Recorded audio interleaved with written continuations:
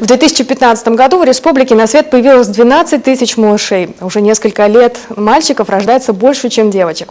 Увеличилось и количество семей с третьим ребенком. Ольга Ануфриева пообщалась с работниками ЗАГСа, чтобы выяснить, какие имена в уходящем году пользовались самой большой популярностью. А зачем же ты меня зовешь? А я тебя не зову. Я просто лаю. Гав. А меня так зовут. Котенок Гав.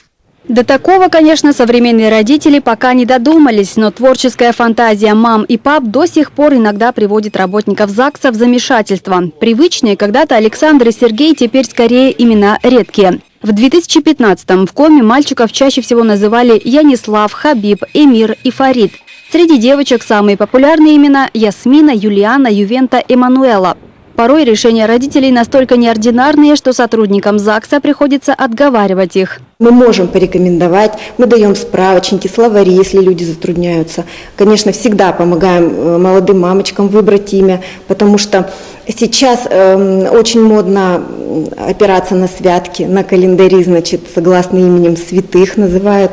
Мы предоставляем такую возможность человеку ознакомиться с этим справочным материалом, подумать в семье, как бы сказать, проконсультироваться с бабушками, с дедушками и выбрать имя ребенку именно по согласованию всех членов семьи. Психологи утверждают, давая ребенку неординарное имя, родители руководствуются благими намерениями. Пытаются выделить свое чадо из толпы и редко задумываются о том, что имя может повлиять на судьбу и характер человека. И может как защитить его, так и создать проблемы.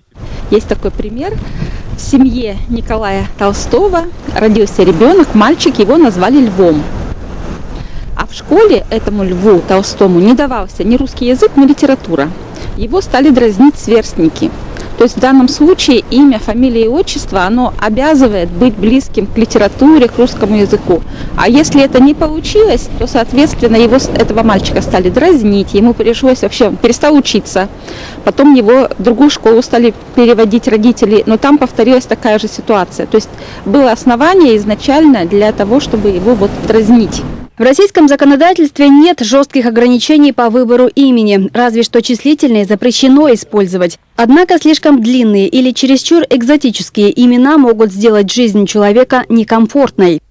В истории есть немало примеров того, как явления массовой культуры оказывали влияние на выбор имен для новорожденных. В 80-е годы были популярны бразильские сериалы. Тогда в детские сады Советского Союза пошли Марианны, Луисы и Марисабели. Сегодня россияне стали называть детей именами героев популярного сериала «Игра престолов». Например, в Москве недавно появилось 8 арий. Рожденного в прошлом году на Урале мальчика назвали Тионом, а в Челябинске живут Варис и Петир. Есть спрос и на имена отрицательных героев, например, Джоффри.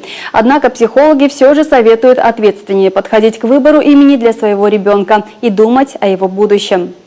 Ольга Ануфриева, Владимир Шишкунас, телеканал Юрган, Сыктывкар.